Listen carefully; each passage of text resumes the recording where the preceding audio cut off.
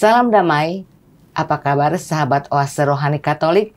Semoga Anda semua dalam keadaan sehat serta bersemangat di hari ini. Apapun yang kita lakukan, pikirkan kemuliaan Tuhan sebagai tujuan utama kita. Demikianlah kata bijak dari Santo Yohanes Bosco. Pada hari ini adalah peringatan wajib Santo Yohanes Bosco. Saya ucapkan selamat kepada para pastor Salesian Don Bosco untuk pestanya hari ini. Dan juga selamat kepada Gereja Santo Yohanes Bosco yang merayakan ulang tahun. Serta selamat pesta nama bagi Anda yang bernama Yohanes Bosco. Semoga semangat Yohanes Bosco ada di dalam hati kita. Viva Don Bosco. Berbahagia sekali karena hari ini kita semua ditemani oleh Romo Silverius Andang Kencana Aji SDB. Dan saya Bernadette Marita akan menemani Romo Andang dan Anda semua sampai di penghujung acara nanti. Marilah kita menyapa salam damai kepada Romo Andang yang sudah berada di studio untuk Anda semua. Salam damai Romo. Salam damai Ibu Marita. Selamat pesta Romo. Terima kasih, selamat pesta juga. Iya. Ya. Romo sehat? Amin, puji Tuhan, Puji sehat Tuhan. selalu. Baiklah sahabat Oase Rohani Katolik, marilah kita awali jumpa kita dengan sebuah doa pembukaan yang akan dipimpin oleh Romo Andang. Saudara-saudari, mari kita siapkan diri untuk berdoa. Dalam nama Bapa dan Putra dan Roh Kudus. Amin. Puji syukur kami panjatkan kepadamu Tuhan atas segala rahmat penyertaan yang Engkau berikan kepada kami. Sehingga kami kembali dapat memuji namamu dalam kegiatan permenungan kami. Berkatilah kami dalam setiap usaha kami pada kesempatan ini. Untuk dapat membangun diri kami, terutama iman kami. Untuk dapat menjadi bekal bagi kehidupan kami. Kami akan juga mengingat saudara-saudari kami yang membutuhkan uluran tangan-Mu. Kami doakan mereka juga di dalam setiap usaha mereka mengembangkan terutama iman mereka untuk dapat melaksanakan kehendak-Mu. Bantulah kami, sertailah kami selalu. Namamu kami puji, kini dan sepanjang segala masa. Amin. Amin. Dalam nama Bapa dan Putra dan Roh Kudus. Amin.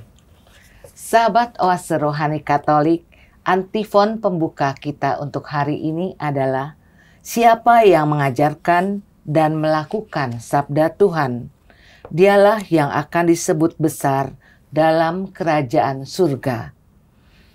Sahabat Oase Rohani Katolik, bacaan hari ini diambil dari surat kepada orang Ibrani, bab 10 ayat 32 sampai 39. Saudara-saudara, ingatlah akan masa yang lalu. Sesudah kamu menerima terang, kamu banyak menderita karena kamu harus bertahan dalam perjuangan yang berat. Baik waktu kamu dijadikan tontonan dan certaan dan penderitaan, maupun waktu kamu mengambil bagian dalam penderitaan mereka yang diperlakukan demikian. Memang kamu telah turut mengambil bagian dalam penderitaan orang-orang hukuman, dan ketika hartamu dirampas, kamu menerima hal itu dengan sukacita, sebab kamu tahu bahwa kamu memiliki harta yang lebih baik dan lebih langgeng sifatnya. Sebab itu, janganlah melepaskan kepercayaanmu, karena besarlah upah yang menantinya. Kamu sungguh memerlukan ketekunan, supaya sesudah kamu melakukan kehendak Allah, kamu memperoleh apa yang dijanjikan itu. Sebab dalam Alkitab tertulis, sedikit atau bahkan sangat sedikit waktu lagi, Dia yang ditetapkan untuk datang itu akan tiba tanpa menangguhkan kedatangannya. Tetapi orangku yang benar akan hidup oleh iman.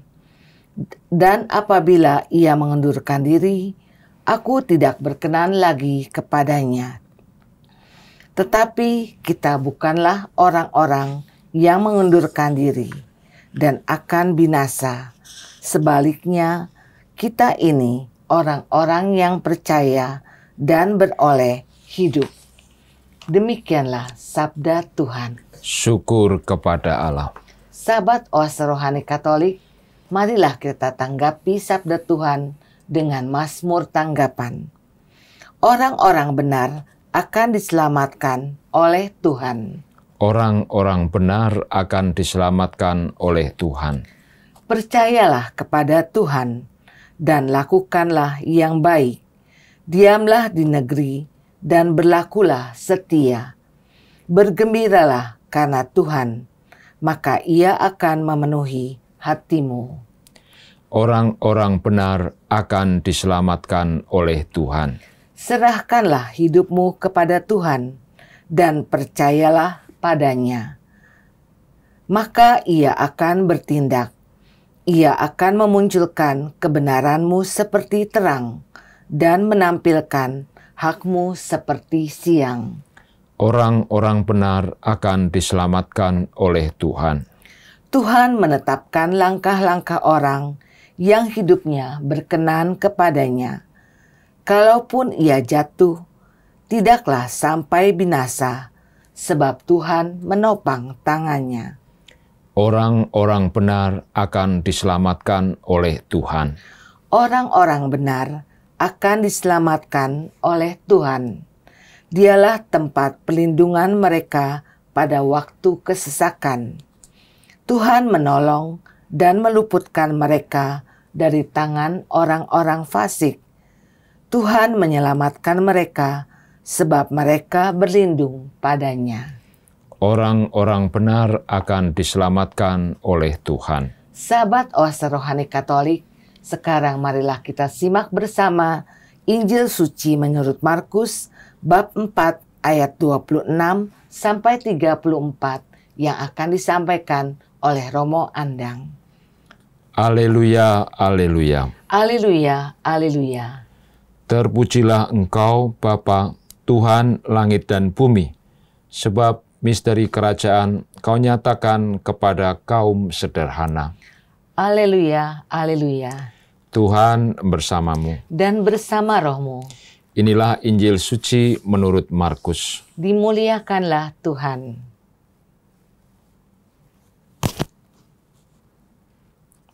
Pada suatu ketika Yesus berkata, "Beginilah halnya kerajaan Allah.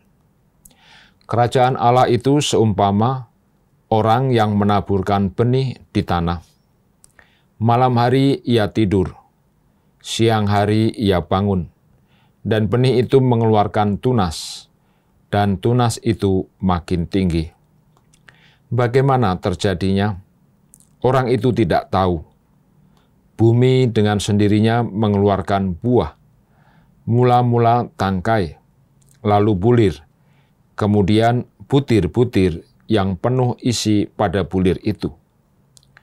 Apabila buah itu sudah cukup masak, orang itu segera menyabit, sebab musim menuai sudah tiba." Yesus berkata lagi, "Dengan apa hendak kita bandingkan kerajaan Allah itu?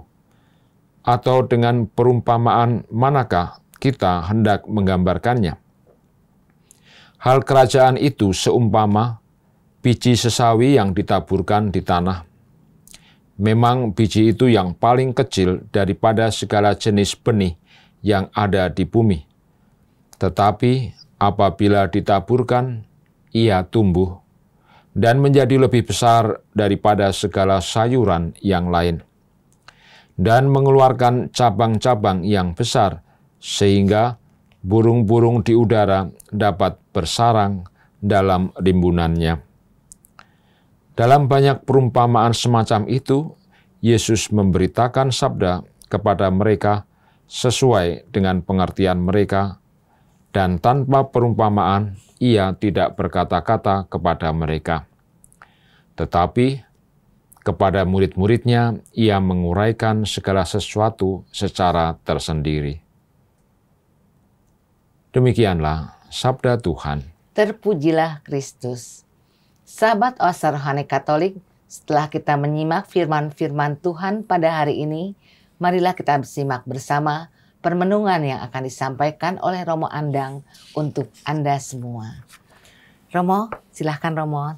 Baik, kita akan mulai dengan melihat apa yang disampaikan dalam bacaan pertama, yaitu dari surat kepada orang Ibrani.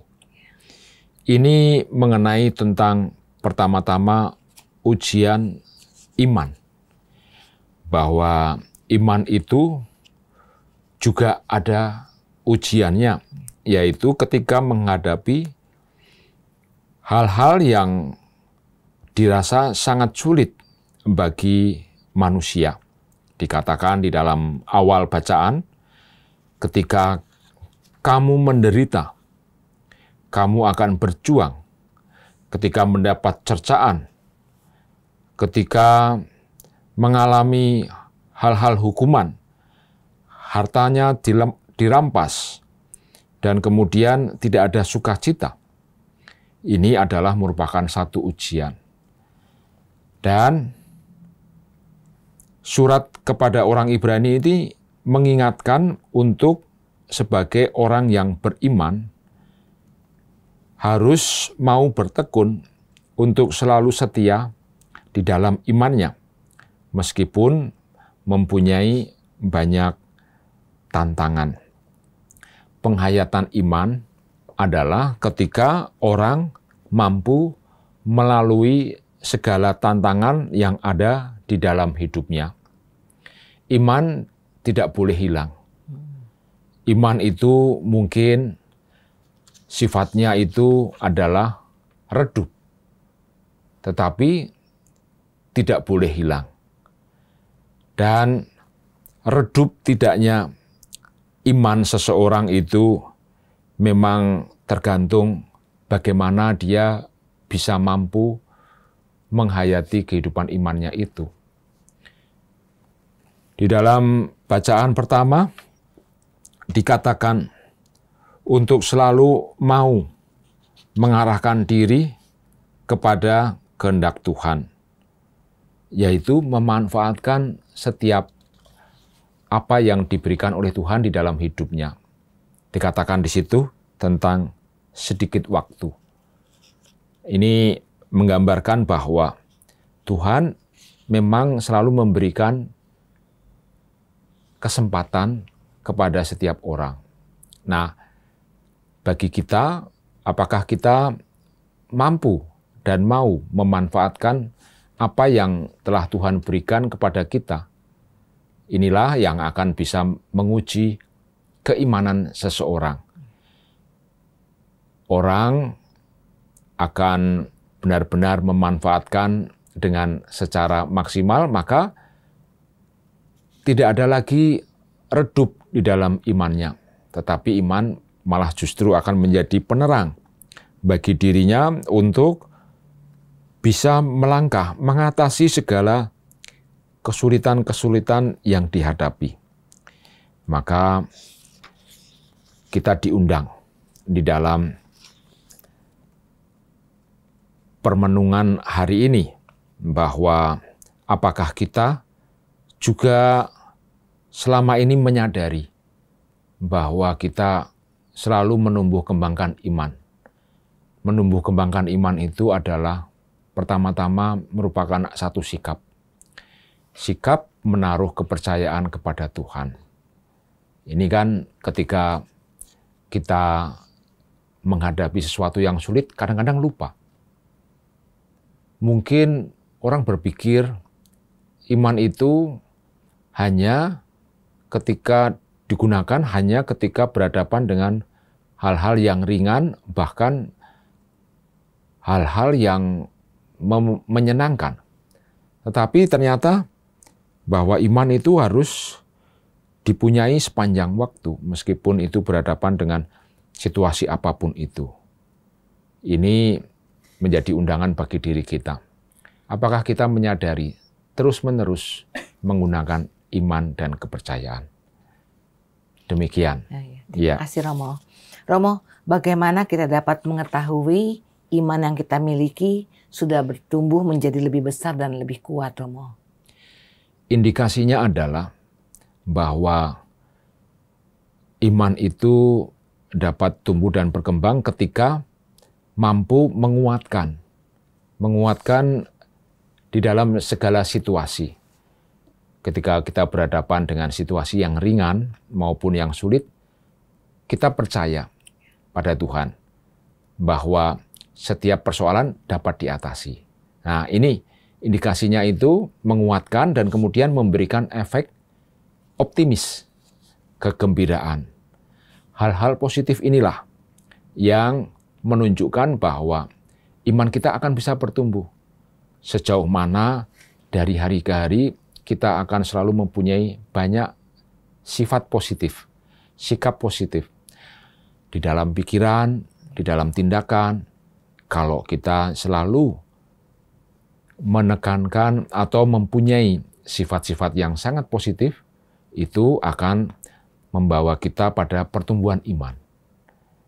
Nah, itu yang akan dapat mengatasi setiap kali kita berhadapan dengan peristiwa-peristiwa. Ya, jadi sikap-sikap positif kita menunjukkan iman kita bertumbuh lebih baik ya Romo ya. Betul. Jadi ditunjukkan dari hari ke hari. Sikap positif itu akan memperbaiki. Ya. Jadi setiap hari kan selalu kita berhadapan dengan situasi yang berbeda.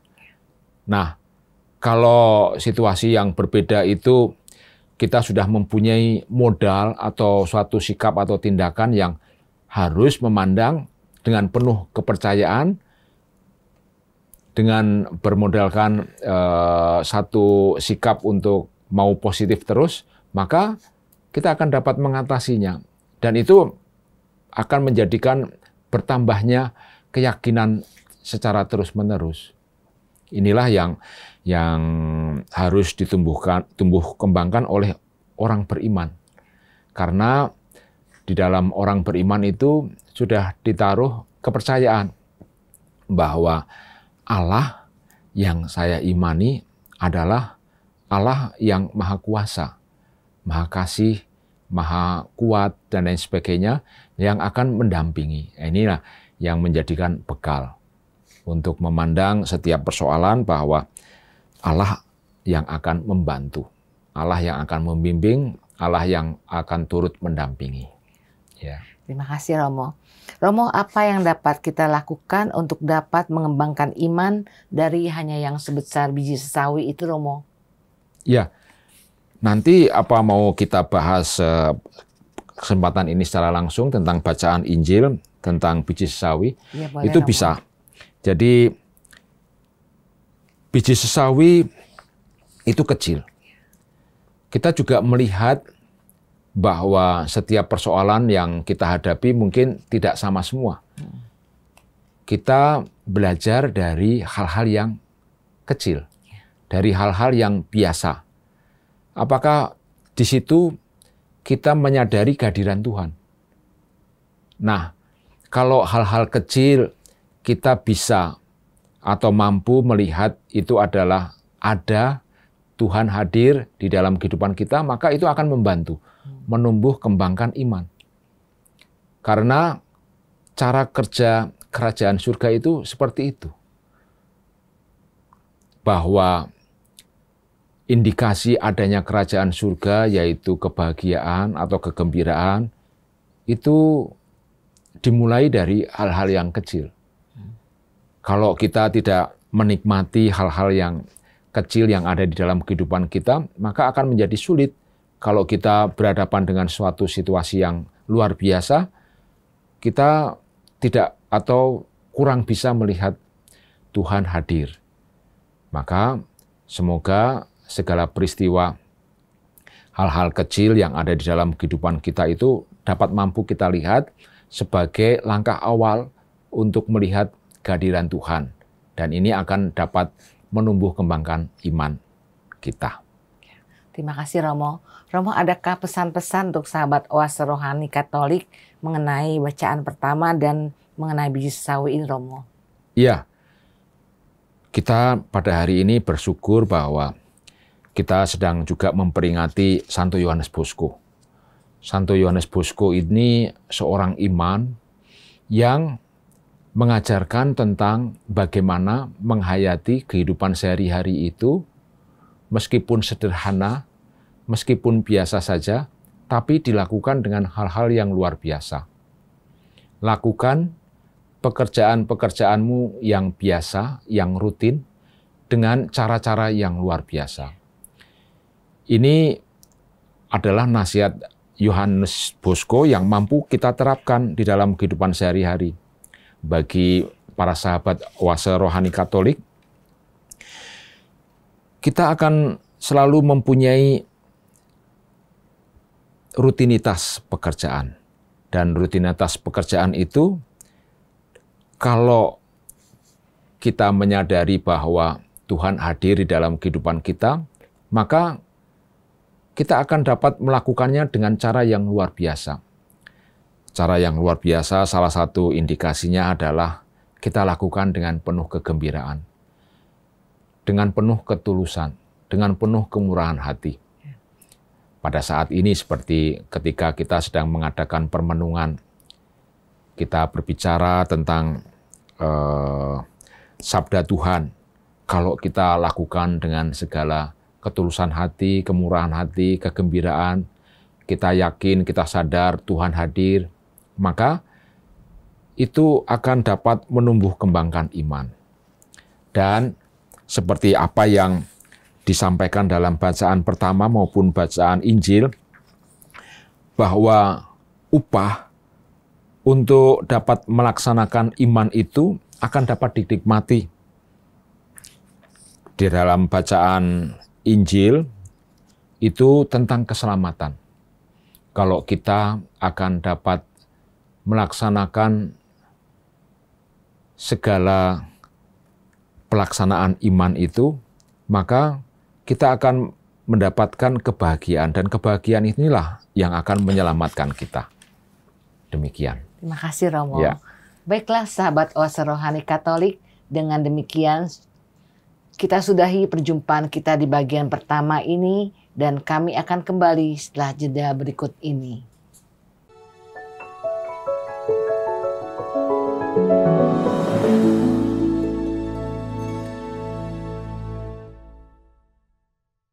Sahabat Oase Rohani Katolik, selamat berjumpa lagi dalam siaran Oase Rohani Katolik.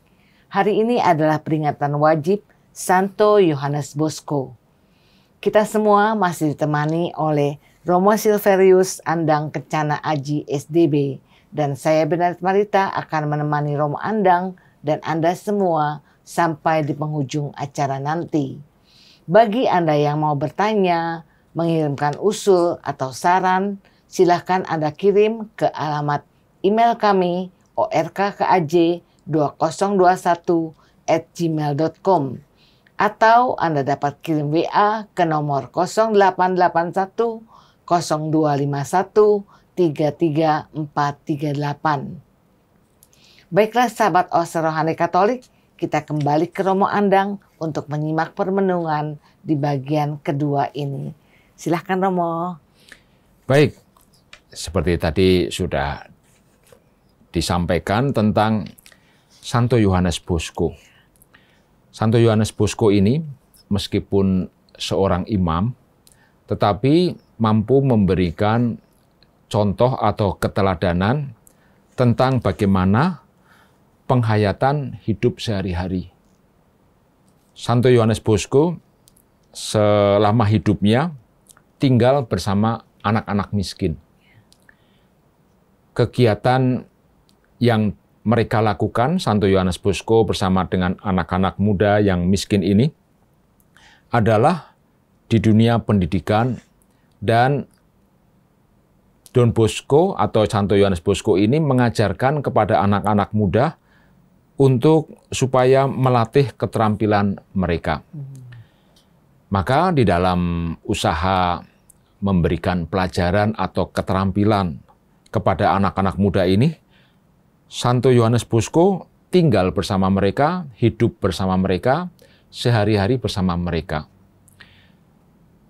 Kehidupan Santo Yohanes Bosco dapat dikatakan sibuk atau waktunya itu sungguh-sungguh sangat habis bersama-sama dengan anak-anak muda itu. Ini bukan satu gambaran kehidupan seorang religius yang mungkin kalau kita pikirkan itu hanya melulu berdoa.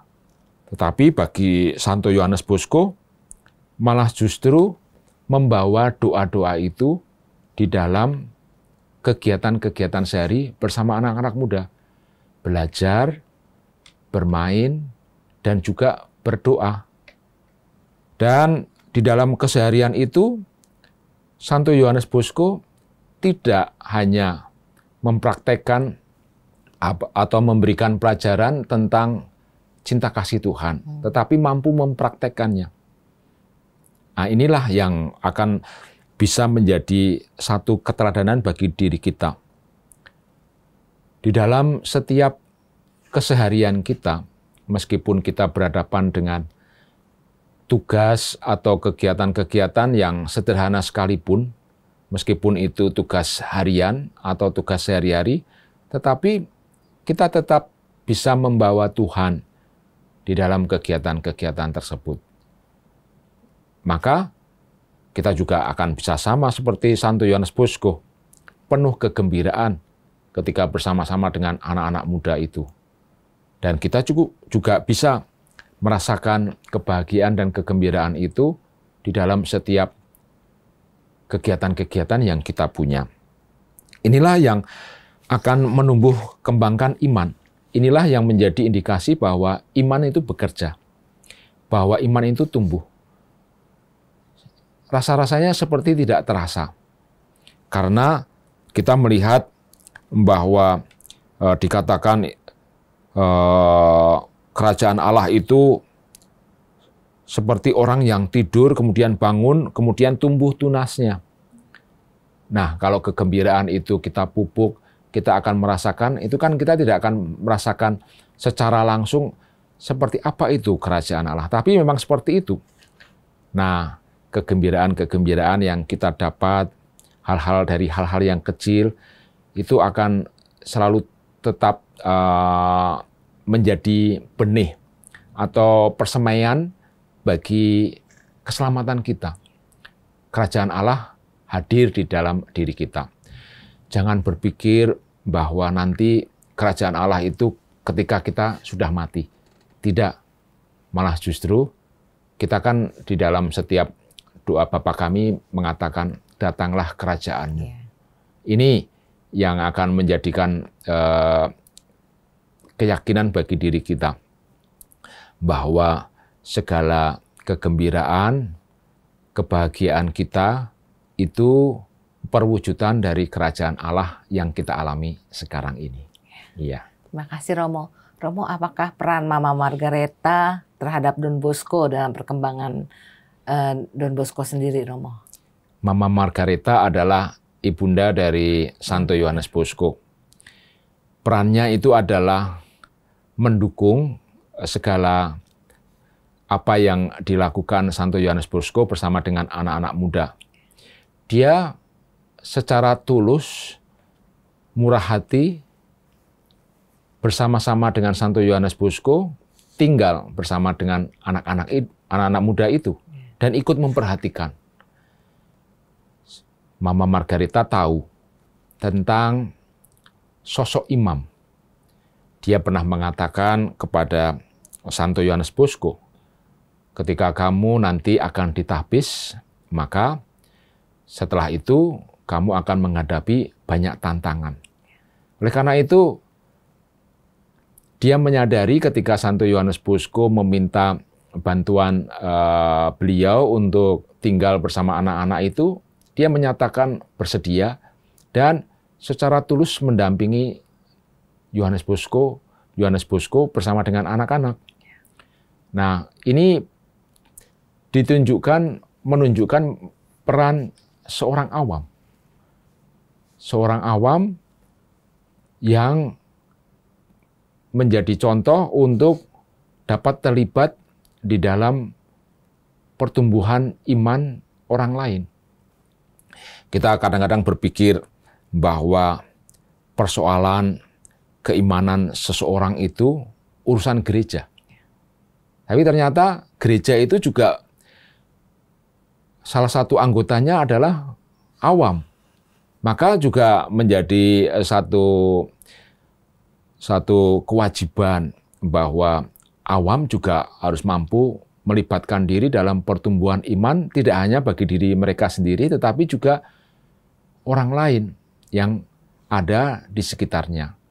Ini kita melihat dalam diri sosok Mama Margareta, Ibunda Santo Yohanes Bosco. Seorang awam yang juga memperhatikan keselamatan iman bagi orang lain. Ya. Luar biasa peran Mama Margareta bagi Yohanes Bosco ya Romo. Romo, bagaimanakah cara Yohanes Bosco menangani anak-anak yang nakal, anak-anak muda pada waktu itu kan banyak juga anak-anak yang nakal dan berbuat tidak baik. Bagaimana cara Yohanes Bosco menghadapi mereka, Romo?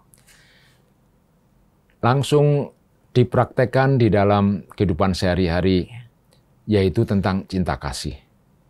Apa yang Santo Yohanes Bosco pahami tentang cinta Tuhan itu disampaikan kepada anak-anak dengan segala kemurahan hati dan ketulusan hati. Salah satu yang menonjol adalah kebersamaannya atau kehadiran Santo Yohanes Bosco bersama dengan anak-anak. Ini model perwujudan cinta kasih yang sangat sungguh menonjol dalam diri Santo Yohanes Bosco. Dan karena kesetiaan dan ketekunannya untuk selalu bersama dengan anak-anak inilah yang pada akhirnya membawa kesadaran bagi anak-anak muda bahwa memang Tuhan hadir. Tuhan hadir dan kemudian menyertai kehidupan mereka. Dan inilah yang terus kemudian bisa membantu mereka untuk juga menumbuh kembangkan iman dan membagikannya kepada anak-anak muda yang lain. Itu. Terima kasih Romo. Romo, saya pernah dengar tentang oratori. Apakah yang dimaksud dengan oratori itu, Romo? Ya, oratori pada zaman Don Bosco adalah di mana sebagai tempat untuk berkumpul bagi anak-anak muda, tidak hanya bermain, belajar, tetapi juga merenungkan sabda Tuhan serta mengajarkan tentang iman. Di situ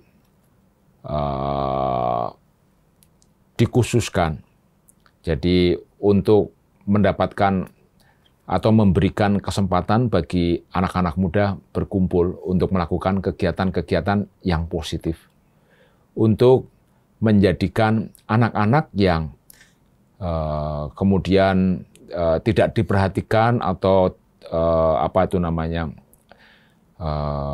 terpinggirkan itu menjadi mempunyai perhatian yang ke arah yang positif. Maka dibuatlah satu tempat, suatu waktu yang bisa disebut sebagai oratori itu, yang di mana anak-anak muda itu mampu mengarahkan diri mereka bersama-sama dengan para religius, terutama para Salesian itu, untuk dapat menumbuh kembangkan mereka menjadi anak-anak yang baik. Terima kasih Romo. Romo, apa yang dapat kita teladani dari Santo Yohanes Bosco dalam hal menumbuhkan iman diri sendiri dan orang lain, Romo? Santo Yohanes Bosco seperti tadi yang sudah saya sampaikan, mengajarkan untuk dapat melakukan hal-hal yang paling sederhana sekalipun dengan cara-cara yang luar biasa. Dengan Santo Yohanes Bosco, terutama keteladanannya, kita menyadari bahwa kita harus menghayati sabda Tuhan. Sabda Tuhan di dalam setiap hari yang kita dengarkan, itu tidak hanya lewat begitu saja, tetapi juga mampu kita terapkan di dalam kehidupan sehari-hari. Ini menjadi contoh yang paling praktis yang diberikan oleh Santo Yohanes Bosco. Jadi kita masing-masing mempunyai kegiatan yang rutin, yang berbeda-beda. Tetapi kita harus yakin bahwa setiap kegiatan yang ada itu adalah sarana bagi diri kita bagaimana kita menghayati sabda Tuhan itu supaya mampu diterapkan di dalam kehidupan sehari-hari itu. Ini keteladanan yang diberikan oleh Santo Yohanes Bosco. Sehingga setiap apa yang kita hadapi, termasuk pertemuan kita dengan orang-orang lain, meskipun itu sulit, kita ingat bahwa anak-anak nakal yang ditangani oleh Don Bosco itu adalah orang-orang anak-anak muda sulit. Tetapi mampu dilewati. Karena mampu menghayati cinta kasih Tuhan di dalam kehidupan sehari-hari. Demikian. Terima kasih Romo. Ya. Baiklah sahabat Oase Rohani Katolik, dan dengan demikian usaha jumpa kita dalam Oase Rohani Katolik di hari ini. Romo Silverius Andang Kencana Aji SDB dan saya Bernadette Marita undur pamit dari ruang dengar Anda. Kami mengucapkan salam damai, tetap semangat, tersenyum, dan selalu bahagia. Kita tutup jumpa kita dengan sebuah doa yang akan disampaikan oleh Romo Andang. Kita satukan hati untuk berdoa menutup kegiatan permenungan ini. Dalam nama Bapa dan Putra dan Roh Kudus. Amin. Amin. Tuhan, kami bersyukur atas kesempatan yang Engkau berikan kepada kami merenungkan sabda-Mu, terutama untuk menumbuh kembangkan iman kami.